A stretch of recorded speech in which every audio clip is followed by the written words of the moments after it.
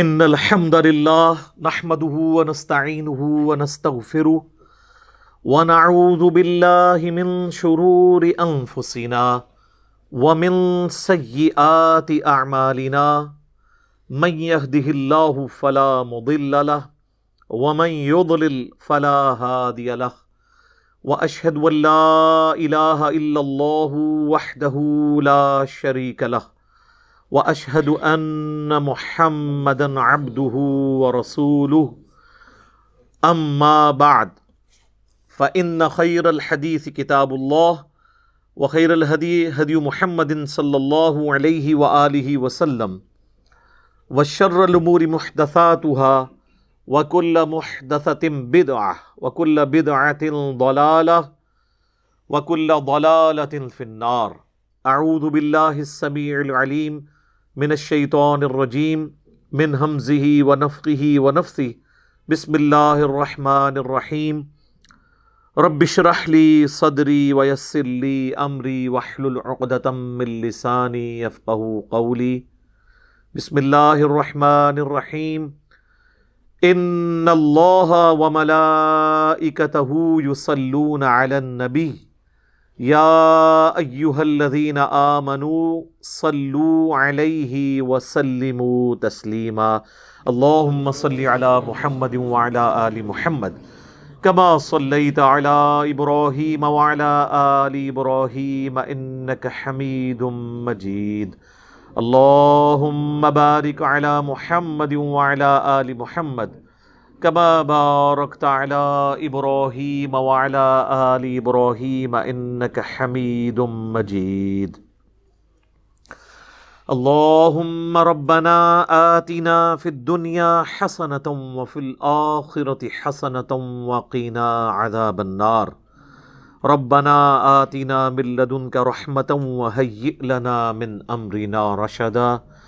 لا الہ الا انت سبحانک انی کنت من الظالمین.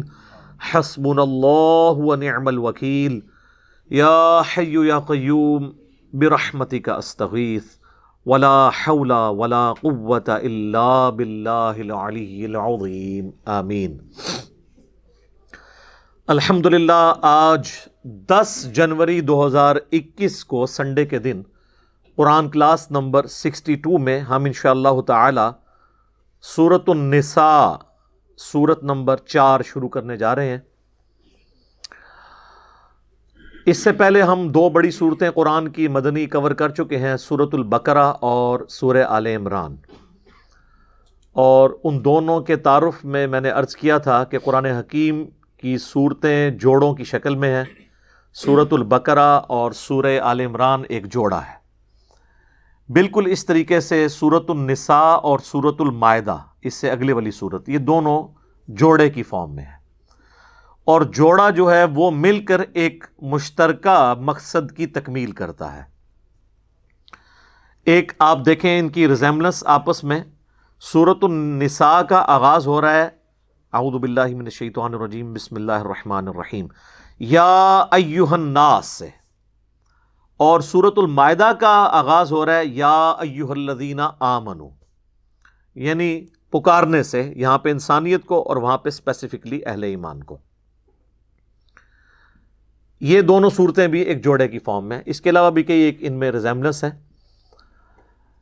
یہ جو سورۃ النساء ہے یہ اسپیسیفکلی جو ہماری آئلی زندگی اور سوشل ایشوز اس کے ساتھ ڈیل کرتی ہے، بالخصوص عرب کے اس معاشرے میں جہاں پہ عورتیں اور یتیم بچے اور غلام، ان کی کوئی اوقات نہیں تھی. ان کو نہ تو وہ اپنے ساتھ اس لیول پہ شریک کرتے تھے، نہ ہی وراثت میں ان کا کوئی حصہ رکھا جاتا تھا، نہ ہی ان کو وہ عزت اور توقیر حاصل تھی جو اللہ تعالیٰ کی ریکوائرمنٹ ہے اپنے بندوں سے. تو اللہ تعالیٰ نے اس صورت میں ان کو اپ لفٹ کیا ہے اور ان کے حقوق بتائے ہیں. قانون وراثت اس صورت کے اندر آئے گا. یہ اس کے مرکزی ٹاپکس میں سے ایک ٹاپک ہے، یعنی یتیم، عورتیں، بچے، غلام، ان کے حقوق. دوسرا ٹاپک اس کے اندر جو مین ہے، آلموسٹ 80 آیات آؤٹ آف 176 آیات کے، وہ منافقین کو ایڈریس کرتا ہے، چونکہ یہ مدنی صورت ہے، اور منافقین کو بھی پورے قرآن میں یا ایھا الذین آمنو کہہ کر ہی مخاطب کیا گیا ہے۔ اس کی وجہ یہ ہے کہ وہ قانوناً مسلمان ہوتے ہیں، کیونکہ اوپر سے تو کلمہ پڑھ رہے ہیں، دل کا معاملہ اللہ کے سپرد۔ لہٰذا پورے قرآن حکیم میں جہاں کہیں بھی یا ایھا الذین آمنو کے ساتھ اہل ایمان کو ڈانٹ پلائی جاتی ہے، تو کئی مواقع پہ تو اس سے مراد مسلمان بھی ہوتے ہیں کمزوری ایمان کا شکار، اور جو بہت سخت قسم کی آیات ہیں وہ بیسیکلی کامل الایمان اصحاب رسول صلی اللہ علیہ وآلہ وسلم یا اہل بیت علیہم السلام سے متعلقہ نہیں ہیں، بلکہ اس کا آپ ترجمہ یوں کریں گے، اے ایمان کے دعوے داروں، یعنی دعویٰ تو کر رہے ہو ایمان کا لیکن نبی علیہ السلام کے ساتھ خیانت کر رہے ہو، وہ منافقین ہیں۔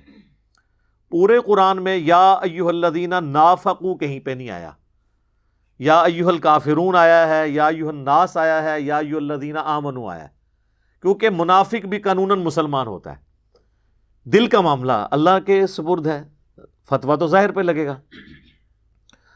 تو دوسرا ٹاپک منافقین جو سازشیں کرتے تھے اسلام کے خلاف، اور اس حوالے سے پھر ان کے ساتھ کیا ایٹیچیوڈ ہونا چاہیے، اور قیامت والے دن منافقین کا انجام کیا ہونے والا ہے۔ منافقین کے حوالے سے سب سے زیادہ سخت آیات سورۃ النساء کے اندر ہے، اور اس کا کلائمیکس بھی اس میں آ جائے گا کہ منافقین جہنم کی سب سے نچلی گھاٹی میں ہوں گے، وَلِعَوْذُ بِاللَّهِ تَعَالَى اللہم لا تجعلنا منہم اللہم اجرنا من النار، آمین۔ اور تیسرا اس کا مرکزی ٹاپک جو ہے وہ ہے اہل کتاب جو سابقہ امت مسلمہ ہے، ان سے کنکلوڈڈ فائنل یعنی کنکلوڈڈ گفتگو اس سورت اور سورۃ المائدہ کے اندر ہے، جیوز اور کرسچنز کے ساتھ، تو اچھا خاصا حصہ اس کو بھی ایڈریس کرے گا۔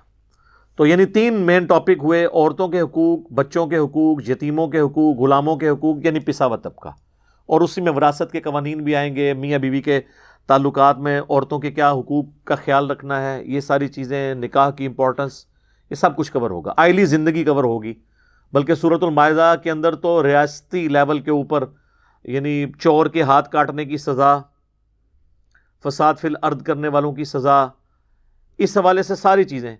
میں نے پہلے بھی عرض کیا تھا کہ سورہ البقرہ شریعت محمدیہ صلی اللہ علیہ وآلہ وسلم کا بلیو پرنٹ یعنی ابتدائی خاکہ ہے، اور سورۃ النساء اور سورۃ المائدہ یہ فائنل کنکلوژن ہے شریعت محمدیہ صلی اللہ علیہ وآلہ وسلم کی، اور یہی حکمت ہے کہ یہ مدنی صورتیں اگرچہ نبی علیہ السلام پہ بالکل آخر میں نازل ہوئی ہیں ایز کمپیئر ٹو آپ کی بعثت نبوت، یعنی 13 سالہ مکی دور نکال دیں، اس کے بعد یہ نازل ہوئی ہیں، لیکن قرآن میں مصحف کی ترتیب میں یہ شروع میں ہے۔ اس کی حکمت ہی یہ ہے کہ چونکہ مستقبل میں زیادہ تر لوگوں نے نسلاً مسلمان ہونا تھا، ان کے لیے مدنی صورتیں زیادہ امپورٹنٹ ہیں، یا جیوز اور کرسچنز جو آلریڈی آسمانی مذاہب کے ماننے والے ہیں ان کے لیے بھی امپورٹنٹ یہی صورتیں تھیں۔ تو اللہ تعالیٰ نے مصحف کی ترتیب اس کی یہ رکھی ہے جو ترتیب نزولی سے ہٹ کر ہے، لیکن اللہ کے پاس جو اس کے علم میں لوح محفوظ کے اندر قرآن ہے وہ اسی ترتیب کے ساتھ ہے، بل ہوا قرآن مجید فی لوح محفوظ۔ تو قرآن کی ترتیب اللہ کے پاس وہی ہے جو ہمارے پاس مصحف میں ہے، لیکن اللہ نے واقعات اور حالات کے مطابق اسے نازل کیا، تو فائنل ترتیب وہی ہے جو اس وقت ہے۔ اگرچہ تیسرے پارے میں جو سورت نازل ہوئی سورۃ العلق وہ سب سے پہلی 5 آیات ہیں، لیکن مصحف کی ترتیب میں وہ اینڈ پہ جا کے۔ تو یہ 3 مرکزی ٹاپک اس کے اندر کور ہوں گے۔ باقی تو یہ سورت خود اللہ تعالیٰ کی حکمت کا خزانہ ہے، ایک ایک آیت کے اوپر ایک ایک گھنٹہ بولا جا سکتا ہے، جو مجھے زبانی کئی باتیں یاد ہیں۔ تو میں آج صبح صرف اس کو دیکھ رہا تھا تو میں نے کہا یہ تو ہم سورۃ النساء پہ 1 سال چاہیے اس کو اگر اس طریقے سے مکمل کیا جائے، لیکن میں کوشش کروں گا کہ جو بالکل کریٹیکل چیزیں اس سے جڑی ہوئی ہیں میں ساتھ ساتھ بیان کروں، اور باقی جو تفصیلات ہیں وہ چھوڑ دوں، اس کی وجہ کہ وہ آلریڈی میں ریکارڈ کروا چکا ہوں۔ پچھلا ہمارا جو قرآن کا پورا دورہ قرآن تھا وہ 9 سالوں میں 344 لیکچرز میں مکمل ہوا ہے، تو اس میں تو میں نے ڈیٹیل کے ساتھ کی، اس میں بھی میں اتنی ڈیٹیل ضرور کروں گا کہ چیز کوئی سکپ نہ ہو۔ اب اللہ کا نام لے کے اسے شروع کرتے ہیں. اعوذ باللہ من الشیطان الرجیم، بسم اللہ الرحمن الرحیم. یا ایہا الناس اتقوا ربکم الذی خلقکم من نفس واحدہ. اے پوری انسانیت، اس اللہ سے ڈر جاؤ، اس رب کا تقوی اختیار کرو جس نے تم سب کو ایک جان سے پیدا کیا، یعنی سیدنا آدم علیہ السلام. وَخَلَقَ مِنْهَا زَوْجَهَا، اور اسی جان سے اس کا جوڑا بنا دیا، یعنی سیدہ حوا. اس کانٹیکسٹ میں بخاری اور مسلم میں متفقن علیہ حدیث ہے دونوں کتابوں میں کہ نبی صلی اللہ علیہ وآلہ وسلم نے فرمایا کہ عورت جو ہے وہ آدم کی ٹیڑھی پسلی سے پیدا ہوئی ہے، یعنی سیدہ حوا پیدا ہوئی حضرت آدم علیہ السلام کی پسلی سے، اور وہ جوڑا بن گیا ان کا. اور پھر اس جوڑے سے کیا ہوا؟ وَبَثَّ مِنْهُمَا رِجَالًا كَثِيرًا وَنِسَاءً، اور پھر ہم نے مرد و عورت کے اس جوڑے سے کثیر تعداد میں مرد اور عورتیں اس زمین کے اوپر پھیلا دیے. اس کی تفصیل ہمیں قرآن و حدیث میں نہیں ملتی کہ یہ کس طریقے سے ہوا. البتہ سابقہ جو ہمارے پاس نالج ہے اسرائیلی روایات کی شکل میں جیوز اور کرسچنز کے ہاں، اس سے ہمیں تھوڑا بہت اس کا اشارہ ملتا ہے کہ حضرت آدم اور سیدہ حوا علیہم السلام، ان کے ہاں ایک جوڑا صبح کے وقت پیدا ہوتا تھا اور ایک جوڑا شام کے وقت، اور وہ بڑے مختصر وقت میں جوان بھی ہو جاتے تھے. چونکہ اللہ نے اب سٹارٹ تو لینا تھا نا، سٹارٹ کے وقت تو کچھ نہ کچھ ایسی ایکٹیویٹی پرفارم ہونی تھی نا. اور پھر جو صبح کے وقت جوڑا ہوتا تھا نا، اس کا کراس شام والے جوڑے کے ساتھ ہوتا تھا، یعنی صبح کے وقت جو لڑکا تھا اس کا نکاح شام والی لڑکی کے ساتھ، اور جو شام والا لڑکا ہے اس کا صبح والی لڑکی کے ساتھ. اس طرح کراس ہوتا تھا. اور جب یہ سلسلہ شروع ہو گیا، اس کے بعد پھر اللہ تعالیٰ نے جو بہن اور بھائی والا رشتہ ہے، جو پہلے اس وقت میں ظاہر ہے کہ ایز اے لاسٹ ریزارٹ اس کو آغاز کرنے کے لیے وقتی طور پر حلال تھا، اس کو قیامت تک کے لیے حرام کر دیا. وہ ابدی حرمت والے رشتے کون کون سے ہیں وہ بھی سورۃ النساء میں آ جائیں گے. تو اس طریقے سے یہ معاملہ چلا، اور اسی کانٹیکسٹ میں وہ قابیل اور حابیل کا واقعہ بھی ملتا ہے. وہاں پہ بھی ان کا کنفلکٹ اسی بات پہ ہوا تھا. اس پہ میری ڈیٹیل ویڈیو ریکارڈڈ ہے.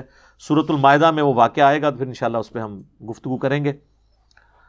تو اللہ تعالیٰ فرماتا ہے کہ اس جان سے اس کا جوڑا یعنی سیدہ حوا کو پیدا کیا، اور کثیر تعداد میں پھر مرد و عورت اس زمین کے اوپر بسا دی اللہ نے. واتقوا اللہ، ڈر جاؤ اس اللہ سے، اس کا تقوی اختیار کرو. الذی تساءلون بہ والارحام، وہ اللہ کے جس کے ذریعے تم ایک دوسرے سے سوال کرتے ہو. یعنی جب معاملہ بالکل پھنس جاتا ہے تو آخر میں انسان کہتا ہے یار اللہ کے لیے جانے دو، اللہ کے لیے معاف کر دو، ٹھیک ہے اس کی غلطی ہے لیکن اللہ کا واسطہ.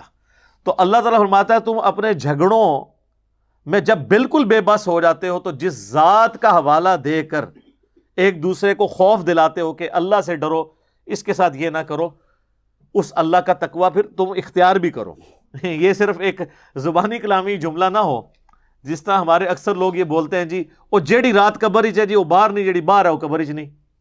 تو اس کے بعد تو یہ ہونا چاہیے کہ آج سے تم قبر کی تیاری بھی شروع کر دو. نہیں، یہ جملے وہ بدماش اور گنڈے بول رہے ہوتے ہیں جو قاتلانہ حملے میں بچ جاتے ہیں، اور اس کے بعد ان کی کوئی لائف چینج بھی نہیں ہوتی. ہونا تو چاہیے اس کے بعد پھر وہ لائف بھی اس طریقے سے گزارے نا کہ آج کی رات اگر قبر میں چلے گی تو میں اللہ کو منہ بھی دکھا لوں.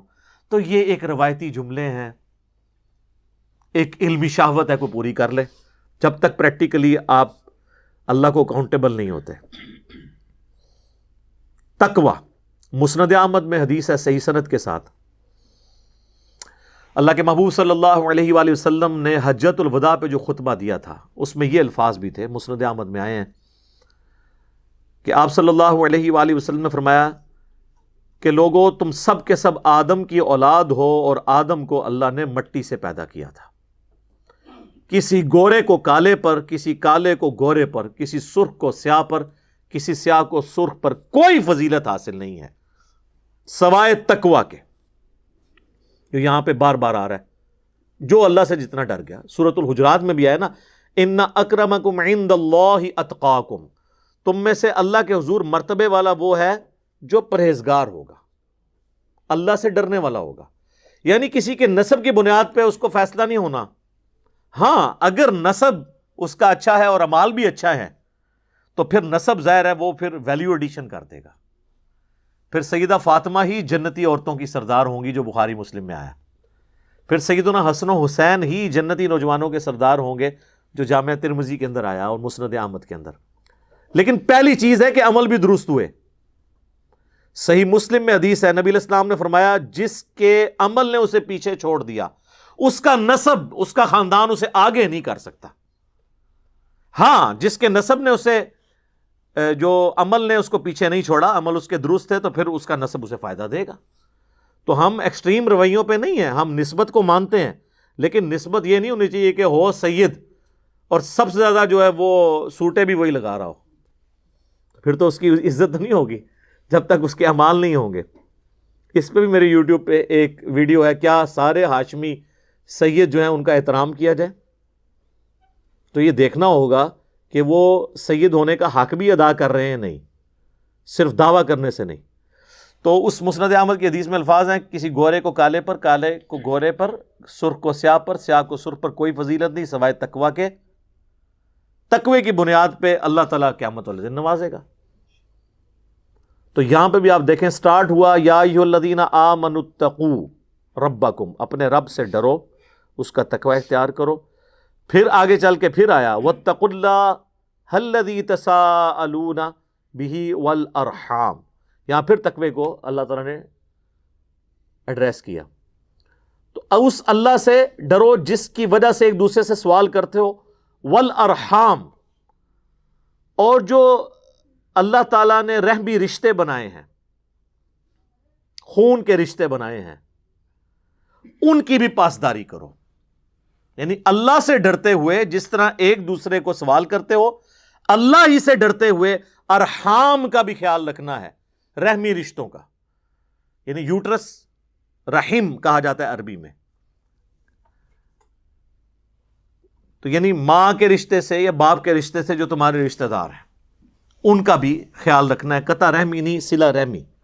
بخاری اور مسلم دونوں میں حدیث ہے, جب اللہ تعالیٰ نے صلہ رحمی کو پیدا کیا تو فرمایا کہ جو تجھے جوڑے گا میں اس سے اپنا تعلق جوڑوں گا, اور جو تجھے توڑ دے گا میں اپنا تعلق اس سے توڑ دوں گا.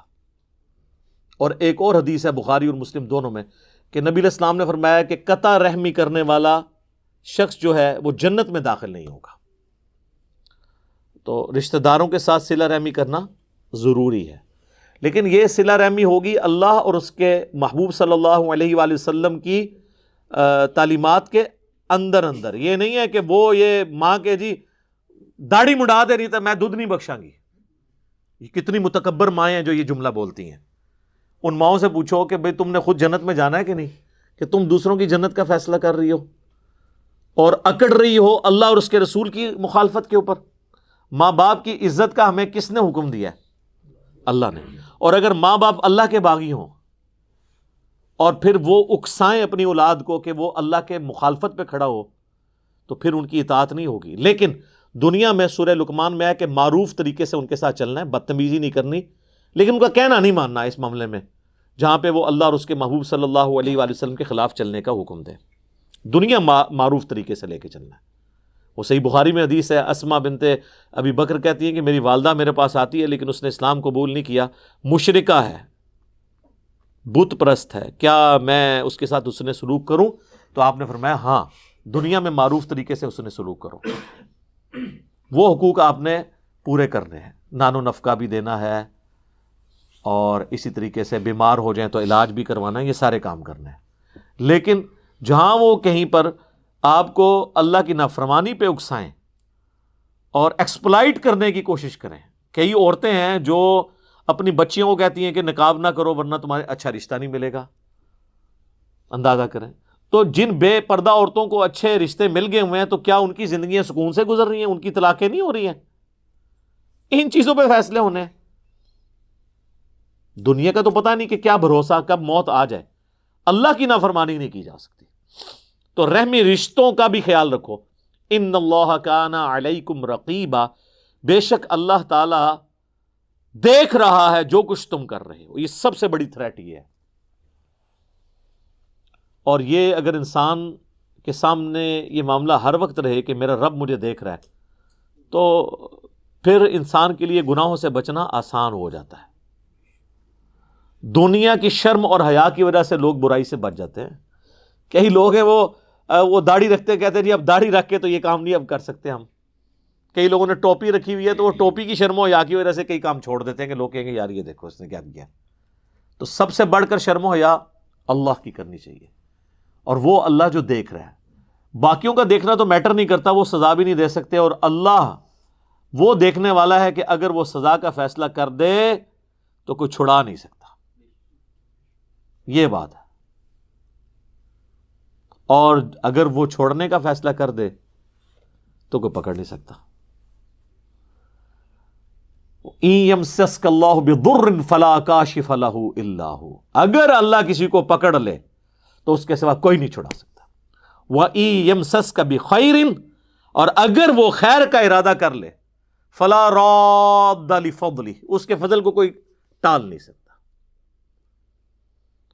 تو اس اللہ کو اپنے سامنے رکھو۔ اس کانٹیکس میں وہ حدیث جبریل بڑی مشہور ہے، بخاری مسلم دونوں میں ہے، اور مسلم میں کتاب الایمان چیپٹر میں پہلی حدیث ہی یہی ہے۔ پہلی 92 روایتیں تو مقدمے کی ہیں، 93 نمبر حدیث جو مسلم شریف میں ہے نا، حدیث جبریل بڑی ڈیٹیل ہے۔ اس میں حضرت جبریل نے انسانی شکل میں آ کے جب مختلف سوال کیے تو ایک سوال اس میں یہ تھا کہ فرمائیے کہ احسان کیا ہے؟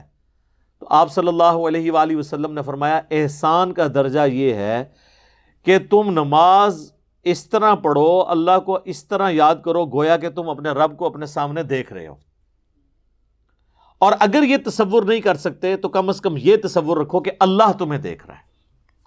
اچھا، اس کا بعد لوگوں نے نا، یہ تو ایک بات ہو رہی تھی اصطلاحاً سمجھانے کے لیے، وہ اس کو بالکل لفظی معنوں میں لے گئے جی۔ کئی لوگ جو ہیں وہ نماز اس طرح پڑھتے ہیں کہ اللہ ان کو نظر آ رہا ہوتا ہے۔ اس کے ساتھ لینا دینا ہی کوئی نہیں ہے۔ مراد یہ ہے کہ جیسا کہ تم اللہ کو اگر سامنے دیکھو نا تو تمہاری توجہ کسی اور کی طرف نہیں جائے گی۔ بالکل اس طریقے سے تم نماز پڑھتے وقت پوری کنسنٹریشن سے نماز پڑھو۔ اس کا یہ مطلب نہیں تھا کہ واقعی کو دیکھ سکتا ہے نماز کی حالت میں اللہ کو، اور اگر یہ تصور نہیں تو کم از کم یہ تصور تو رکھ سکتے ہو کہ اللہ تمہیں دیکھ رہا ہے۔ یہ جو آیت ہے نا جی پہلی سورہ نساء کی جو ہم نے کور کی، یہ نبی الاسلام کے جو خطبے ہوتے تھے نا ان میں بھی آپ یہ آیت پڑھا کرتے تھے۔ صحیح مسلم میں ایک بڑی لمبی حدیث ہے، کچھ غریب مسلمان آئے، نیو مسلمز، بعض کے پاؤں میں جوتیاں بھی نہیں تھیں، کپڑے بھی پھٹے پرانے تھے۔ نبی الاسلام نے ان کی حالت دیکھی تو آپ کے چہرے کا رنگ جو ہے وہ متغیر ہو گیا۔ آپ نے لوگوں کو جمع کیا مسجد میں اعلان کروا کے، اور مسجد میں آپ نے ممبر لگا کے خطبہ دیا، اور خطبے کا سٹارٹ ہی آپ نے اس آیت سے کیا، سورۃ النساء کی آیت نمبر 1، یا ایھا الناس اتقوا ربکم الذی خلقکم من نفس واحدہ۔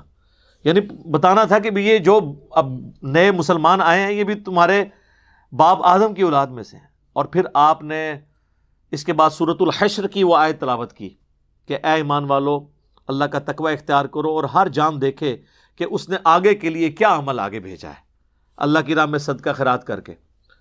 یہ آیات سے آپ نے مسلمانوں کو موٹیویٹ کیا، پھر ترغیب دلائی کہ اللہ کی راہ میں خرچ کرو۔ تو لوگ اپنے اپنے گھروں کو گئے،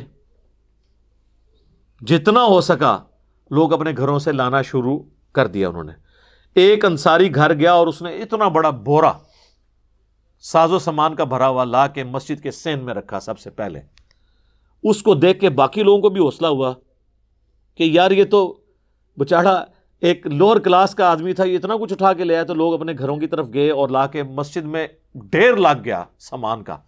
اور صحیح مسلم کے الفاظ ہیں کہ نبی علیہ السلام کا چہرہ مبارک سورج کی طرح چمکنا شروع ہو گیا خوشی کی وجہ سے۔ اچھا، آپ کے جو ایکسپریشنز تھے نا بڑے ابرپٹ ہوا کرتے تھے۔ اگر آپ کو غصہ آتا تھا تو چہرہ مبارک سرخ ہو جاتا تھا فوراً ہی، اور اگر خوشی ملتی تھی تو چہرہ مبارک پہ خوشی نظر آتی تھی۔ آپ اتنے خوش ہوئے، آپ نے فرمایا کہ جس نے اسلام میں اچھا طریقہ جاری کیا، یعنی یہ اس انصاری نے پہلا قطرہ بارش کا بنا ہے، تو جتنے لوگ اس پہ عمل کریں گے اس کا ثواب بھی اسے ملے گا اور ان کے ثواب میں بھی کمی نہیں ہوگی۔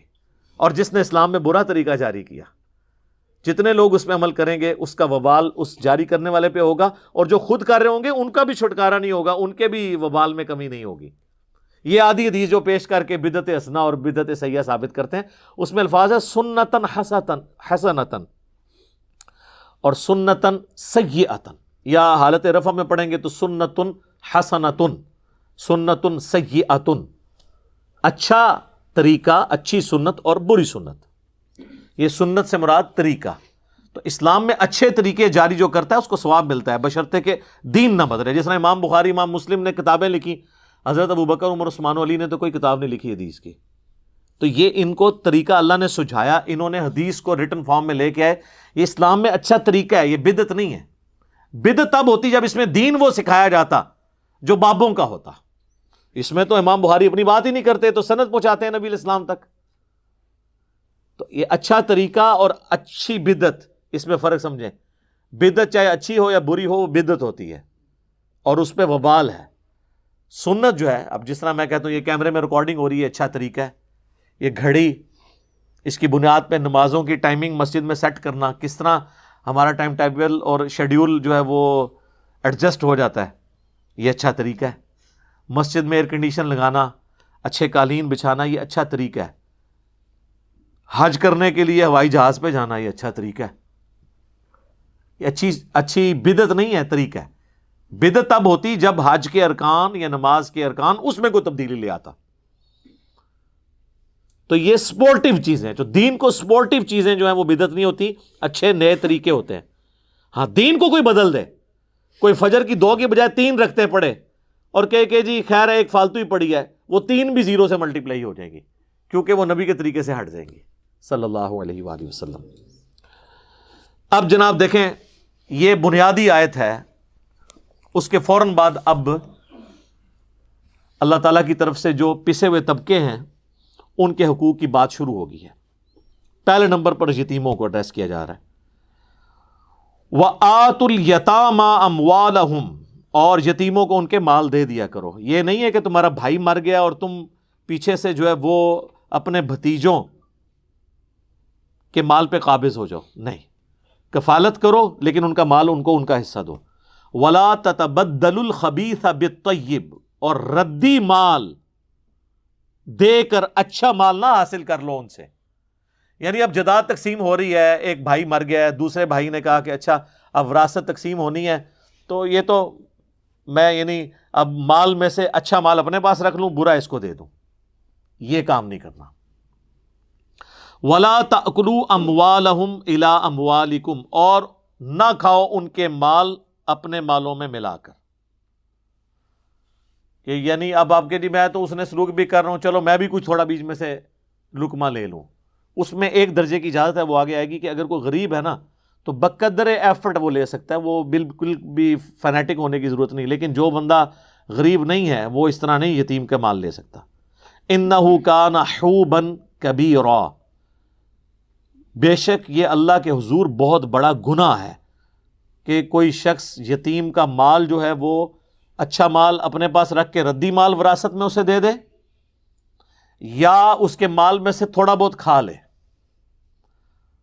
وَإِنْ خِفْتُمْ، اور اگر تمہیں یہ خوف ہو، اللہ تقسطوا فی الیتامیٰ، کہ تم یتیموں میں انصاف نہیں کر سکو گے، تو کانٹیکسٹ اس کا یہ ہے کہ پھر یتیموں کے ساتھ نکاح نہیں تم نے کرنا۔ ہوتا یہ تھا کہ اگلے زمانوں میں لوگ یتیم بچوں کی پرورش اس نیت سے کرتے تھے کہ چلو اس بچی کی پرورش کرتے ہیں، یہ بڑی مالدار ہے، جب یہ جوان ہوگی تو پھر میں اس سے شادی کر کے اس کے مال کا میں مالک بن جاؤں گا۔ یہ عرب میں کلچر تھا۔ یا کوئی غریب بچی تھی، اس کی پرورش کی اور نیت یہ رکھی کہ چلو اس کے عوض میں اس کے ساتھ نکاح کر لوں گا اور حق مہر دینے کی بھی ضرورت کوئی نہیں ہے، میں نے اس کو پال کے بڑا کیا ہے، تو اس طرح وہ ان کے مال، ان کو حق مہر بھی نہیں دیتے تھے یا ان کی جائیداد دبا لیتے تھے۔ اس کانٹیکسٹ میں صحیح بخاری میں حدیث ہے، اما عائشہ سے جب پوچھا گیا نا کہ یہ یتیم عورتوں کے ساتھ، یتیم بچیوں کے ساتھ نکاح سے اللہ نے منع کیوں کر دیا، تو پھر اما عائشہ نے کلیئر کیا کہ یہ ان یتیم بچیوں کے ساتھ نکاح کرنا منع کیا ہے جس کی پرورش آپ کریں اور اس کو حق مہر نہ دیں۔ ہاں اگر آپ نے اس کی پرورش کی اور اس کا حق مہر اس کو پورا دیا اور انصاف کیا تو یتیم بچی سے نکاح ہو سکتا ہے۔ صحیح بخاری میں اس کانٹیکسٹ میں حدیث موجود ہے۔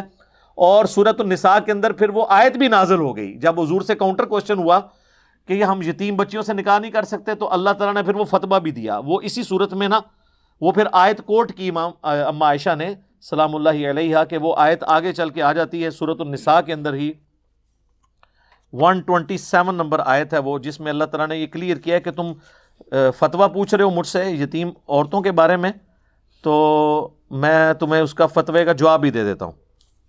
127 وَيَسْتَفْتُونَكَ فِي النِّسَاءِ، اور اے نبی یہ آپ سے فتویٰ مانگتے ہیں، آپ کا اوپینین پوچھتے ہیں عورتوں کے معاملے میں، یعنی وہ کن عورتوں سے اللہ تعالیٰ نے منع کر دیا ہے سورۃ النساء کے اندر کہ یتیم عورتوں سے نکاح نہیں ہو سکتا۔ قُلِ اللَّهُ يُفْتِيكُمْ، اے نبی تم فرماؤ کہ اللہ تمہیں فتویٰ دیتا ہے فیہن ان کے بارے میں، وما یتلا علیکم فی الکتاب فی یتام النساء، جو کتاب میں تمہیں بتایا گیا تھا یتیم عورتوں کے بارے میں، اللاتی لا تؤتونہن ما کتب لہن، وہ ان عورتوں کے بارے میں ہے جن کو تم حق مہر نہیں دیتے اور ان کے ساتھ یتیم ہونے کی وجہ سے ظلم کر کے ان کو اپنے نکاح کے اندر لے لیتے ہو، ترغبون ان تنکحوہن، اور تم یہ رغبت رکھتے ہو کہ ان سے نکاح کر کے ان کی دولت پہ قبضہ کر لو، تو ایسا نکاح منع ہے۔ اور پریفر یہی ہے کہ جس بچی کو آپ نے پالا آپ اس سے شادی نہ کریں، بلکہ اس کے ولی بن کے اس کی شادی کہیں اور کریں، تاکہ اس کے ساتھ کہیں ظلم ہو تو آپ اس کے پیچھے کھڑے ہوں۔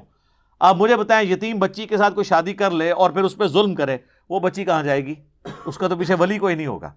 تو اسلام نے اس چیز کو ناپسند کیا ہے کہ کوئی کسی یتیم بچی کی پرورش کرے، پھر اس سے خود شادی کر لے اور پھر اس کا استحصال کرنا شروع کر دے۔ ہاں اگر استحصال نہ کرے تو وہ سورۃ النساء کی آیت نمبر 127 میں اجازت مل گئی، استحصال نہیں کرتے پھر تو بہت نیکی کا کام ہے، لیکن بہتر یہ ہے کہ تم خود اس کے ولی بن کے کہیں اور شادی کرو، تاکہ اگر کوئی معاملہ کل کو بگڑے تو تم پیچھے اس کے پشت پہ کھڑے ہو اس کی سپورٹ کے لیے۔ تو فرمایا گیا اگر تمہیں خطرہ ہونا انصاف نہیں کر سکتے یتیموں کے معاملے میں تو پھر ان سے تم نے نکاح نہیں کرنا، فانکحوا، پس نکاح کرو، ان یتیم عورتوں کو چھوڑ دو، ان کے سوا اور عورتوں سے نکاح کرو، ما طاب لکم، جو تمہیں پسند آئیں، من النساء، عورتوں میں سے، مثنا و ثلاث و رباع، دو دو، تین تین، چار چار۔ یہ عربی میں بولنے کا یعنی ایک محاورتاً یوں بات بولی جاتی ہے۔ اب بعض لوگوں نے یہ دو دو کو جمع کر کے 4 کیا، تین تین کو جمع کر کے 6 کیا، 10 ہو گئی، اور 4 4 کو جمع کر کے 8 کیا، اور کہتے ہیں 18 بھی ہو سکتی ہیں۔ یہ نہیں، یہ عربی لنگوسٹک ہے۔ تو یہ جو ڈبل بولا گیا نا، اس کا مطلب ورنہ تو اللہ نے 18 ڈائریکٹ ہی کہہ دینا تھا، تو اللہ ہمارا 2 2 کر لو، چلو 3 3 کر لو۔ اب اس کا 3 3 اگر میں کسی کو یار چلو یار 2 2 ہی لے لو تسی، اگر میں کہوں یار کھجوریں بانٹ رہے ہیں ایک ایک اور میں کہوں یار چلو 2 2 لے لو، تو اس کا یہ مطلب ہوگا کہ ہر بندے کو 4 4 دینی ہے؟ نہیں، مراد یہ ہے کہ چونکہ جمع پہ بات ہو رہی ہے کہ 2 2 ساروں کو دیجیے۔ میں کہوں یار چلو 3 3 لے لو، 3 3 لے کا مطلب یہ کہ 6 6 لے لو، نہیں، سب کو 3 3 دے دو۔ تو یہ وہ محاورتاً بات ہو رہی ہے۔ تو یتیم عورتوں کو چھوڑ کے تم کسی بھی عورت سے جو تمہاری محرم نہ ہو نکاح کر سکتے ہو، 2 3 اور 4، یہ حد لگا دی۔ لیکن ساتھ ہی کہا فَإِنْ خِفْتُمْ، لیکن اگر تمہیں یہ خوف ہو اللہ تعدلوا کہ تم ان میں انصاف نہیں کر سکتے، فَوَاحِدَةً، تو ایک ہی عورت پر اکتفا کرو، ایک ہی بیوی ہونی چاہیے اگر آپ کو یہ ڈر ہو جائے کہ آپ ان میں انصاف نہیں کر سکتے۔ ہاں انصاف کر سکو پھر 4 تک کی اجازت ہے، اور یہ 4 ایک وقت میں ہے۔ اگر کوئی فوت ہو گئی یا طلاق دے دی پھر ایک اور کر لی تو وہ 5ویں نہیں شمار ہوگی، وہ 4تھی ہوگی۔ ایک وقت میں 4 کر سکتے ہو، بشرطے کہ ان کے ساتھ انصاف کر سکو۔ اس کانٹیکسٹ میں کئی احادیث موجود ہیں، ابو داؤد کے اندر، ترمذی میں، مسند احمد میں۔ کئی مسلمان ہوئے جن کی 4 سے زیادہ شادیاں تھیں، تو نبی علیہ السلام نے پھر انہیں کہا کہ 4 رکھو، باقیوں کو طلاق دے دو، اپنا بیچ میں سے چوز کر لو کون سی 4 رکھنی ہے۔ 4 سے زیادہ نہیں تم رکھ سکتے ایک وقت کے اندر۔ تو ایک اگر انصاف کرنے میں تمہیں خطرہ ہے کہ نہیں کر سکو گے، ایک پر اکتفا کرو۔ تو اس سے اسلام کے ایک مزاج کا پتہ چلا کہ اسلام کہتا ہے کہ انصاف کی پرائورٹی ہے، انصاف کر سکو تو ایک سے زیادہ کرنی ہے، ورنہ انڈیا پاکستان میں تو جس نے ایک سے زیادہ کی ہے نا، خود بھی ذلیل ہوا ہے اور پورے معاشرے کو بھی اس نے ذلیل کرایا، الا ماشاء اللہ، کیونکہ انصاف نہیں ہوتا۔ اچھا یہ انصاف صرف ہے نانو نفقے میں، دلی رجحان میں انصاف نہیں، وہ تو ممکن ہی نہیں ہے، کیونکہ دل پہ تو انسان کا کنٹرول نہیں۔ لیکن جتنے ظاہری معاملات ہیں، ایک کو جتنا ٹائم دینا ہے دوسری کو بھی اتنا ہی دینا ہے، ایک کو جتنا خرچہ لگایا دوسری کا بھی اتنا لگانا ہے۔ جو چیز کوانٹیفائی ہو سکتی ہے نا، وہ ساری چیزوں میں برابر رکھنا ہے اسے۔ یہ نہیں ہے کہ ایک کو اعلیٰ گھر میں رکھا ہے دوسرے کو، پھر تم انصاف نہیں کر رہے ہوگے، وہ آپ نے برابر رکھنا ہے۔ باقی دلی رجحان تو ظاہر ہے کہ بچے انسان کے اپنے سارے بچے ہوتے ہیں، لیکن سارے بچے ایک جیسے عزیز نہیں ہوتے، کچھ زیادہ کسی سے محبت ہوتی، کسی سے کم ہوتی ہے، لیکن ہوتی سب سے ہی ہے، اس میں انسان کنٹرول نہیں کر سکتا۔ اسی طرح ایک بیوی جو ہے وہ خامند کو زیادہ رسپیکٹ دیتی ہے، زیادہ اچھے طریقے سے بیہیو کرتی ہے، آٹومیٹکلی اس کی محبت خامند کے دل میں زیادہ ہوگی۔ لیکن یہ نہیں کہ اب یہ اس کی محبت میرے دل میں زیادہ ہے تو میں اس کے ساتھ زیادہ اس نے سلوک کروں ایز کمپیئر ٹو دوسری بیوی کے، الا یہ کہ وہ بیوی خود اپنا کوئی حق معاف کر دے، وہ والا معاملہ علیحدہ ہے۔ تو اللہ تعالیٰ نے فرمایا ایک پر اکتفا کرو، اور اس کو سپورٹیو وہ سورۃ النساء کی آیت نمبر 129 ہے، جس میں اللہ تعالیٰ نے پہلے ہی کہہ دیا کہ ہمیں پتہ ہے کہ تم انصاف نہیں کر سکتے اس اعتبار سے، تو ہم وہ تمہارا عذر قبول کرتے ہیں، شادی کرو، ایسا مسئلہ نہیں ہے، لیکن ایکسٹریم رویہ نہ اختیار کرو کہ ایک کے ساتھ ہو کے رہ جاؤ اور باقیوں کو تم چھوڑ دو۔ وہ اللہ تعالیٰ نے سورہ نساء کی ہی آیت نمبر 129 میں بینیفٹ آف ڈاؤٹ دے دیا ہے۔ وَلَن تَسْتَطِيعُوا أَن تَعْدِلُوا بَيْنَ النِّسَاءِ وَلَوْ حَرَصْتُمْ، تم کتنی بھی کوشش کر لو ہرگز اپنی بیویوں میں انصاف نہیں کر سکو گے۔ یہ تو اللہ نے خود ہی مان لیا، تو اس کا مطلب ہے اللہ تعالیٰ ہمیں چھوٹ دے رہا ہے۔ فَلَا تَمِيلُوا، بس ایک چیز کا خیال رکھو، فَلَا تَمِيلُوا كُلَّ الْمَيْلِ فَتَذَرُوهَا كَالْمُعَلَّقَةِ، ایسا نہ کرنا کہ کسی ایک کی طرف ہی بہت جھک جاؤ اور دوسری جو ہے وہ سسپینڈڈ پوزیشن میں لٹکی رہے، نہ وہ شوہر والی ہے نہ بغیر شوہر والی ہے، ایک ہی کے پاس رہتے ہو دوسری کو سال ہزار پوچھتے ہی نہیں ہو، ایسے نہ ہو۔ تو اللہ تعالیٰ نے فرمایا کہ یہ ہمیں پتہ ہے کہ اس طرح کا انصاف نہیں ہو سکتا دلی محبت کا، لیکن جو دنیاوی طور پہ جتنی فیسلٹیز ہیں اس میں آپ نے انصاف کرنا ہے۔ او ما ملکت ایمانکم، یا پھر تمہارے ہاتھ کا مال جو کنیزیں ہیں۔ اب یہ آبسلیٹ ہو چکا ہے سلسلہ، اس زمانے میں تھی کہ جنگوں میں جو عورتیں غیر مسلم مردوں کی مسلمانوں کے ہاتھ لگتی تھی، اور ان غیر مسلم مردوں کی عورتیں جو عورتیں جنگ کرنے کے لیے میدان جنگ میں آئی ہوتی تھی۔ یہ نہیں ہے کہ کوئی ملک فتح کیا تو ان کی ساری عورتیں مسلمان لونڈیاں بنا لیتے تھے، نہیں، صرف وہ عورتیں جو جنگ لڑنے کے لیے آئی ہوتی تھی ان کو لونڈیاں بنایا جاتا تھا۔ باقی جو اپنے علاقوں میں تھے جنگ نہیں لڑتے تھے، عام عوام الناس، ان پہ نہیں ہوتا تھا ایسا سلسلہ۔ تو اب ان کا دو ہی حال تھے، ایک تو یہ کہ ان کو واپس بھیج دیا جائے کافروں کے پاس، وہاں جائیں گی تو وہ پھر دشمنی اتارنے کے لیے آ جائیں گی، اور دوسرا یہ کہ وہ مسلمان مردوں کو ڈپینڈنگ اپان جس کی جتنی پرفارمنس ہے جہاد اور قتال میں، وہ امیر المومنین ان کو تقسیم کریں۔ خیر اب یہ سلسلہ ایبسلیٹ ہو چکا ہے، اسلام نے اتنا پروموٹ کیا غلاموں کو آزاد کرنے کے فضائل اور لونڈیوں کو آزاد کرنے کے اور خود نکاح کرنے کے۔ خود جو سیدہ صفیہ تھیں یہودیہ تھیں، اور یہ بھی لونڈی بن کے نبی علیہ السلام کے پاس آئی تھی، صحیح بخاری میں آتا ہے۔ تو نبی علیہ السلام نے ان کو آزاد کر کے ان سے نکاح کیا، اور آزاد کرنے کی جو قیمت تھی وہ ان کا حق مہر قرار پایا، اور وہ ام المومنین بن گئی۔ تو نبی علیہ السلام نے اپنے عمل سے یہ اس چیز کی ترویج کی ہے۔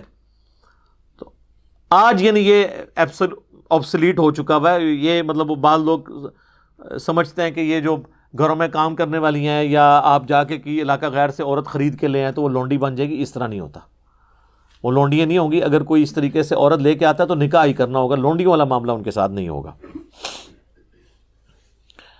ذالک ادنی اللہ تعولوا، یہ زیادہ قریب اس کے ہے کہ تم ایک ہی طرف جھک نہ جاؤ۔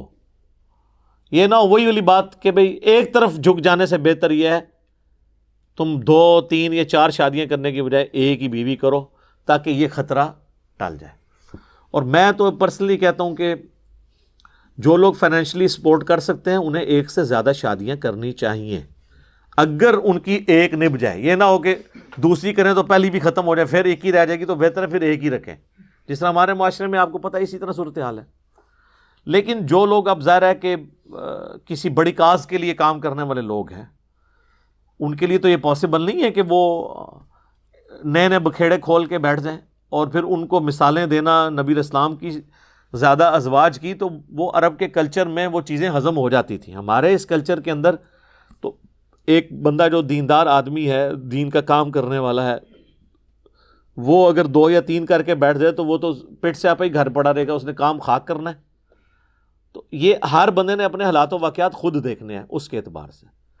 باقی ہم اس ایکسٹریم پہ نہیں ہیں جو یہ سمجھتے ہیں کہ یہ ظلم ہے کہ ایک سے زیادہ بیویاں کی جائیں، تو یہ تو اللہ تعالیٰ نے آنر دیا عورت کو، اور دنیا کی اسٹیٹسٹکس ہمیں یہی بتاتی ہے کہ عورتوں کی تعداد دنیا میں زیادہ ہوتی ہے ایز کمپیئر ٹو مردوں کے۔ اس میں کئی ایک سائنٹیفک ریزن بھی ہیں، اور کئی ایک سوشل ایشوز کی وجہ سے ایسا ہو جاتا ہے۔ سائنٹیفک ریزن یہ ہے کہ جو عموماً دنیا میں مرد و عورت برابر تعداد میں پیدا ہوتے ہیں، لیکن جو بیبی گرل ہوتی ہے نا، جراثیم کے اگینسٹ اس کی ریزسٹنس زیادہ ہوتی ہے as compare to baby boy کے، وہ سروائیو زیادہ کرتی ہے۔ اور مجھے تو یہی حکمت نظر آتی ہے جو صحیح بخاری میں اور ترمذی میں ڈیٹیل کے ساتھ ہے کہ جو عقیقہ آپ نے لڑکے کی طرف سے 2 کرنے ہیں اور لڑکی کی طرف سے 1، اور اس میں الفاظ ہیں بچے کی جان گروی ہوتی ہے اس کے عوض۔ لڑکے کی طرف سے 2 اس لیے ہو رہے ہیں کہ اس میں بیماری کے زیادہ چانس ہیں آنے کے، لڑکی کی طرف سے 1 ہے۔ پھر جنگوں کے اندر، ایکسیڈنٹس کے اندر، پبلک گیدرنگز کے اندر عورتیں تو بہت تھوڑی مرتی ہیں، تو مرد ہی باہر نکلتے ہیں وہ مرتے ہیں۔ اسی وجہ سے آپ دیکھیں دنیا میں اکثر ممالک کے اندر عورتوں کی تعداد مردوں سے زیادہ ہے۔ پاکستان میں بھی عورتوں کی تعداد زیادہ ہو چکی ہوئی ہے، صرف ایک ملک ہے انڈیا، اور وہ اس لیے کہ آج سے میں آپ کو 20 سال پہلے کے فگر بتا رہا ہوں کہ روزانہ 3000 بچیاں وہ پریگنینسی میں ضائع کر دیتے تھے، آئیڈینٹیفائی ہونے کے بعد کہ یہ بیبی گرل ہے۔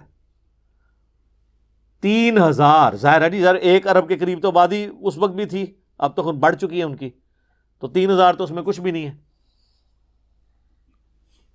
اور یہ بی بی سی کی رپورٹ ہے کہ وہاں ایسا ہوتا تھا، اس وجہ سے وہاں پہ مردوں کی تعداد زیادہ ہے۔ ادروائز اگر آپ مختلف ملکوں کے سٹیٹسٹکس، میں تو پرانے سٹیٹسٹکس ہیں، یہ احمد دیداد صاحب نے اپنے لیکچر میں بیان کیے تھے، اور وہ بھی آلموسٹ سمجھ لیں آج سے 20 سال پہلے کے فگرز ہیں، اب تو اس سے زیادہ ہوں گے، کہ امریکہ میں 7.8 ملین یعنی 78 لاکھ عورتیں زیادہ ہیں ایز کمپیئر ٹو مردوں کے۔ انگلینڈ میں 40 لاکھ، جرمنی میں 50 لاکھ، رشیا میں 90 لاکھ، آلموسٹ 1 کروڑ عورتیں زیادہ ہیں ایز کمپیئر ٹو مردوں کے۔ تو اب یہ 2 آپشن ہے، یا تو یہ عورتیں جو ہیں وہ برائی کریں، یا پھر یہ کسی ایسے مرد کے ساتھ شادی کریں جس کی آلریڈی کو بیوی ہو۔ ویسے تو اب وہاں پہ خاندانی نظام ٹوٹ چکا ہے، تو ایک والا بھی معاملہ نہیں رہا، لیکن میں لاجیکلی بات کروں کہ اسلام چونکہ خاندانی زندگی میں بلیو رکھتا ہے، سوشل ویلیوز کے اندر، تو اس لیے یہ آپشن چھوڑا ہے۔ اچھا، یہ بات ہے قرآن میں حکم ہے 4 شادیاں کرو، سر قرآن میں یہ حکم نہیں 4 شادیاں کرو، قرآن میں حکم یہ ہے کہ 1 شادی کرو، 4 کی اجازت دی گئی ہے۔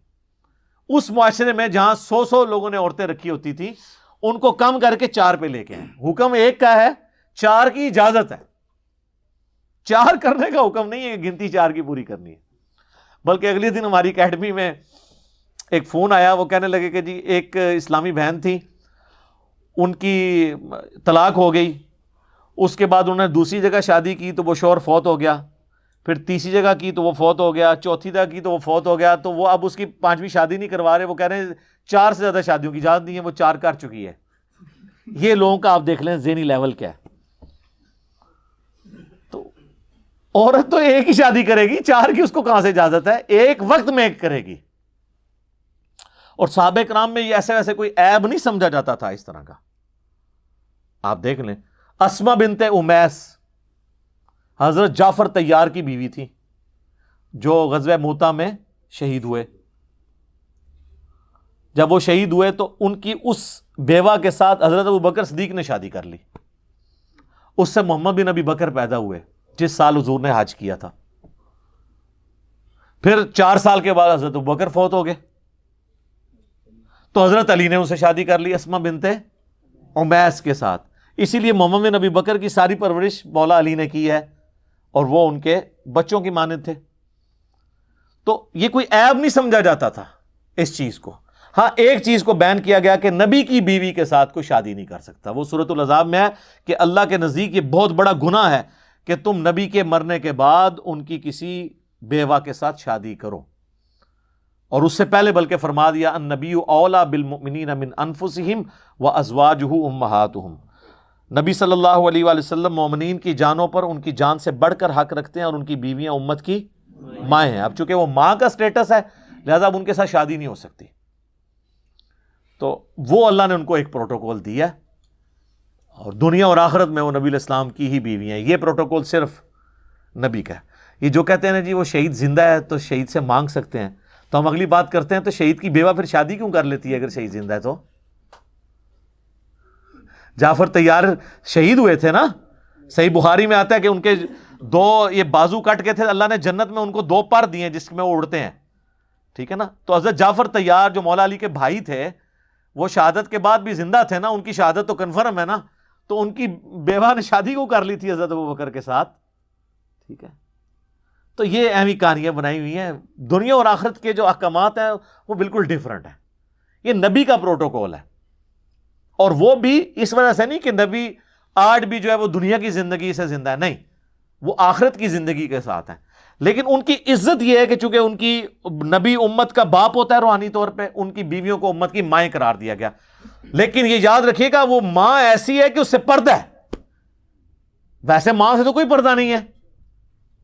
قرآن میں آیا کہ نبی کی بیویوں سے جو بات کرنی ہے وہ پردے میں کرنی ہے, کوئی چیز مانگنی ہے, اور اپنی زبان بھی اے نبی کی بیویوں ایسی استعمال نہیں کرنی کہ کسی کے دل میں روگ ہو تو وہ کوئی برائی کا ارادہ کرے. سورۃ الاحزاب میں آتا ہے. اما عائشہ سے بھی اگر اصحاب رسول کو مسئلہ پوچھنے جاتے تھے یا تابعین تو وہ پردے میں جواب دیتی تھی. وہ آنری رشتہ ہے ماں کا, لیکن باقی سارے غیر محرم عورتوں والے احکام ہیں ان کے ساتھ, پردہ انہوں نے کرنا ہے. تو وہ ایک پروٹوکول ہے. باقی تو ظاہر ہے کہ پھر اللہ تعالیٰ نے یہ والا جو محرم رشتوں والا ایشو ہے یہ بہت کریٹیکل, اس کے اوپر جو ہے وہ حکم فرمائے ہوئے ہیں پردے کے اعتبار سے. نکاح جو ہے وہ سنت ہے, وہ ضرور کریں, لیکن اتنے ہی نکاح کریں جتنے آپ سنبھال سکتے ہیں, ورنہ جو ہے نا وہ اپنے لیے الٹا یہ نہ ہو کہ مصیبت کھڑی کر دیں. یہاں تو جو بندہ کچھ کر نہیں رہا ہوتا کہتے تھا بیاہ کر دو, تاکہ پورے 2 خاندان کچھ کرنا شروع کر دیں, یعنی آپ لڑنا شروع کر دیں, سارے ویلے نوں جڑا موقع مل جائے اپنا کام کرنے کا. وہ کہتے ہیں جی یہ غریب آدمی آیا تو نبی علیہ السلام نے فرمایا شادی کرو, وہ اور غریب ہو گیا, پھر دوسری کرائی, پھر تیسری کرائی, چوتھی امیر ہو گیا. اس طرح کوئی امیر ہوتا ہے؟ سر بخاری مسلم دونوں میں حدیث ہے, اے نوجوانوں کے گروہ جس میں استطاعت ہے نا وہی نکاح کرے. نکاح کرنا تمہاری عفت اور عصمت کی حفاظت اور نگاہوں کو نیچے رکھنے کا ذریعہ ہے, اور اگر تم نکاح کی استطاعت نہ رکھو تو روزے رکھ کے اپنی شہوت کو ٹھنڈا کرو. یہ حدیث بخاری میں بھی ہے, مسلم میں بھی. تو وہاں حضور کہہ سکتے تھے نا کہ استطاعت نہیں ہے تو جلدی سے شادی کر لو تاکہ امیر ہو جاؤ, استطاعت صاحب استطاعت بن جاؤ, نہیں. اور یہاں استطاعت سے مراد فائنینشیل استطاعت ہے. باقی اگر سیکچوئل استطاعت کا ہو تو وہ تو آلریڈی اس میں موجود ہے, تبھی تو کہا جا رہا ہے کہ روزے رکھو, ورنہ تو اس کی نکاح ہی نہیں ہوگا. تو استطاعت ہو تو نکاح کرو, اور اگر استطاعت نہیں تو روزے کے ذریعے اپنی شہوت کو ایڈریس کرو. پھر بخاری مسلم میں وہ حدیث ہے جو 3 اصحاب غیر موجودگی میں نبی الاسلام کی ازواج کے پاس پردے میں آ کے حضور کے معاملات پوچھتے ہیں. تو وہ نبی الاسلام تو ایک نارمل زندگی گزار رہے تھے, آپ رات کو سوتے بھی تھے, آپ نفلی روزہ رکھتے بھی تھے, نہیں بھی رکھتے تھے. تو بخاری مسلم کے الفاظ ہیں, انہوں نے نبی الاسلام کی عبادت کو ہلکا جانا اور پھر آپس میں گفتگو کرتے ہوئے کہا کہ اللہ کے نبی تو بخشے بخشائے ہیں, ان کو کیا ضرورت ہے. ایک نے کہا کہ میں پوری زندگی شادی نہیں کروں گا, صرف اللہ اللہ کروں گا. دوسرے نے کہا کہ میں روزانہ روزہ رکھوں گا, اور تیسرے نے کہا کہ میں روزانہ پوری رات جاگا کروں گا. یہ کہتے ہیں 40 سال تک عشاء کے وضو سے فجر اے تکیو کیا ہوتا ہے انہاں نال. یہ چلے گئے, یہ باتیں کر کے وہ وہاں پہ گئے تو نبی الاسلام کی زوجہ محترمہ جو تھی انہوں نے سن لیا اور جب حضور واپس آئے تو انہوں نے کہا کہ جی وہ آپ کے چیتے آئے تھے یہ دعوے کر کے گئے ہیں. حضور نے کہا بلاؤ ان کو. بخاری مسلم کے الفاظ ہیں. بلایا گیا. آپ فرمایا اللہ کی قسم میں تم سے زیادہ اللہ کا تقوی رکھتا ہوں. یہ پہلا جملہ یہ چھکا تھا کہ تم تقوی اور نیکوکاری یہ سمجھتے ہو کہ یہ حرکتیں کرو گے اور مجھ سے زیادہ کوئی نیک ہو سکتا ہے؟ میں اللہ کا پیغمبر ہوں. میں تم سے زیادہ اللہ کا تقوی رکھتا ہوں. میں نفلی روزے رکھتا بھی ہوں, چھوڑ بھی دیتا ہوں. میں رات کو آرام بھی کرتا ہوں اور اٹھ کے نماز بھی پڑھتا ہوں. یعنی ایک نارمل لائف گزار رہا ہوں. اور میں نے بیویاں بھی رکھی ہوئی ہیں, نکاح کیے ہوئے ہیں. پھر آپ نے فرمایا فمن رغب عن سنتی, جس نے میری سنت کو چھوڑ دیا. ویسے عموماً بولا جاتا ہے النکاح سنتی, وہ بھی حدیث کے الفاظ اس میں تو نہیں ہے, ابن ماجہ میں ایک روایت موجود ہے, لیکن اس میں امپلائڈ ہے کہ تینوں چیزوں کے بارے میں آپ نے مشترکہ کہا کہ فمن رغب عن سنتی, جس نے میرے طریقے کو چھوڑ دیا. یعنی میرے طریقے میں تینوں چیزیں کہ نکاح کرنا چھوڑ دیا, یا اس نے روزانہ جاگنا شروع کر دیا, عشاء کے وضو سے 40 سال تک فجر پڑھنی شروع کر دی, میرے لو فارغ جے. او ایک بازی کرتے ہو سکتا ہے, اللہ نے نبی دا مننے والا نہیں ہو سکتا. تو خدا کے لیے اپنے بزرگوں کو بے عزت ہونے سے بچائیں. یہ فضیلت نہیں ہے, یہ اگر ان کی بزرگی کو اگر کوئی ختم کرنے والی چیز ہے وہ یہ ہے کہ 40 سال تک عشاء کے وضو سے فجر پڑھتے تھے. جی اے تے بزرگ وڈنے والی ہے گل. بزرگاں نو بچانا ہے تے یہ کیا کرو, رات نو سوندے بھی سن تے اٹھ کے نماز بھی پڑھ لیندے سن. یہ نہ کوئی عشاء کے, یہ بتاتے ہیں کرتب ان کا, یہ کرتب ہی ہے نا.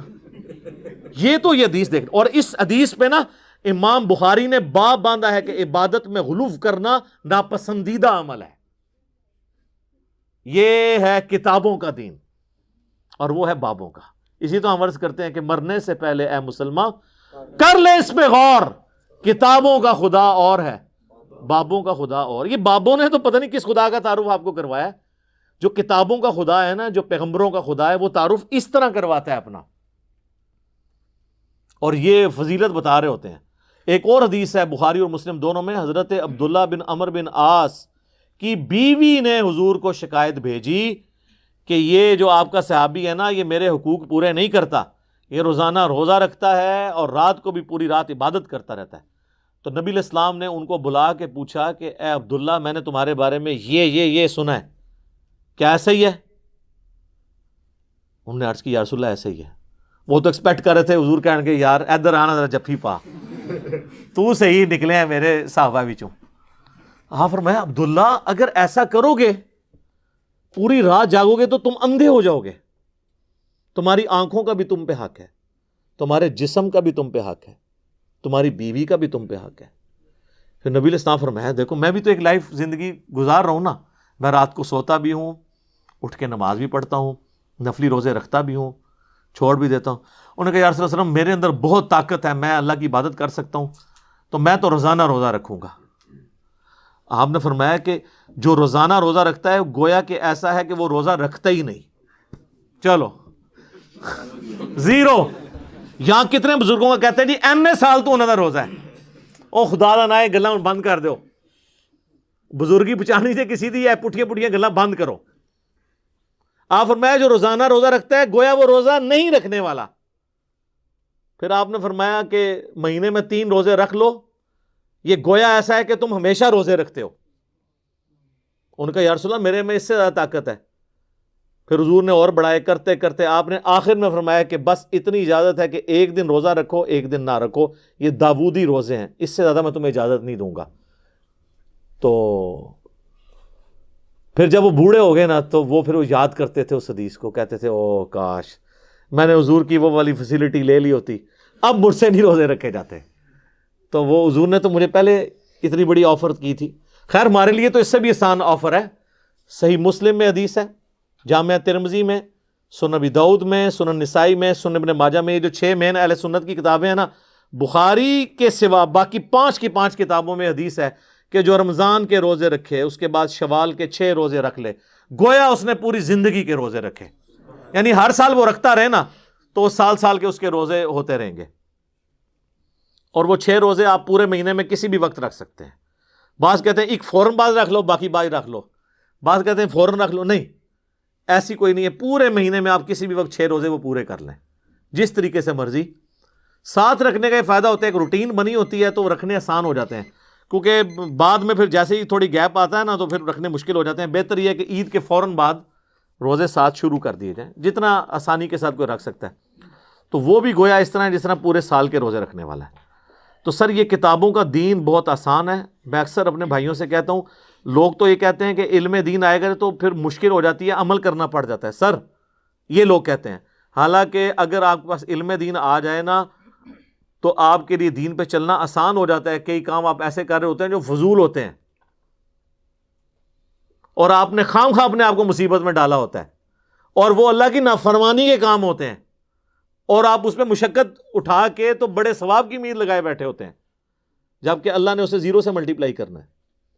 صحیح مسلم میں حدیث ہے، نبی علیہ السلام فجر کی نماز پڑھنے کے بعد اپنے گھر تشریف لائے اور پھر آپ کہیں نکل گئے تو آپ نے اپنی زوجہ سیدہ جویریہ کو دیکھا کہ وہ مصلی پہ بیٹھی ہوئی ہیں. تو آپ کافی دیر بعد جب واپس آئے نا تو وہ ابھی تک مصلی پہ بیٹھی ہوئی تھی. کم از کم 1.5-2 گھنٹے تو بنتے ہیں فجر سے لے کے اشراق تک، اور اس کے بھی بعد حضور تو صحیح مسلم میں آتا ہے کہ کافی جب سورج بلند ہوتا تھا تو واپس آتے تھے. تو آپ جب گئے یعنی فجر کے لیے جا رہے تھے تو وہ مصلی پہ تھی، اور واپس اتنی دیر بعد آئے تو مصلی پہ ہی تھی. آپ میں تم صبح کی بیٹھی ہوئی ہو مصلی پہ، اور میں نے آنے کے بعد 4 کلمات 3 دفعہ کہے ہیں اور مجھے اس سے زیادہ ثواب مل گیا ہے جو تم صبح سے بیٹھی ہوئی ہو. سبحان اللہ وبحمدہ عدد خلقہ ورضا نفسہ وزنت عرشہ ومداد کلماتہ. یعنی سبحان اللہ وبحمدہ کے ساتھ 4 کلمات، عدد خلقہ ورضا نفسہ وزنت عرشہ ومداد کلماتہ. اس کو 3 دفعہ میں نے پڑھا اور تم سے زیادہ ثواب مل گیا. یہ ہم نے صبح شام کے اذکار میں یہ بلو کارڈ کے اندر وظیفہ ڈالا ہوا ہے. تو سر ثانیہ. اب جس کو یہ پتہ ہوگا، خصوصاً میرے جیسا بندہ جو مسجد میں فرض کے بعد زیادہ دیر بیٹھ نہیں سکتا مولویوں کے شر سے بچنے کی وجہ سے، تو ہم تو پہلے بہت بیٹھا کرتے تھے، اب تو کہیں نہیں بیٹھ سکتے، تو پھر ہم اسی طریقے سے اب گزارا کر لیتے ہیں. باقی ایک اشراق بندہ گھر بھی پڑھ سکتا ہے، ضروری نہیں کہ مسجد میں پڑھنی ہے.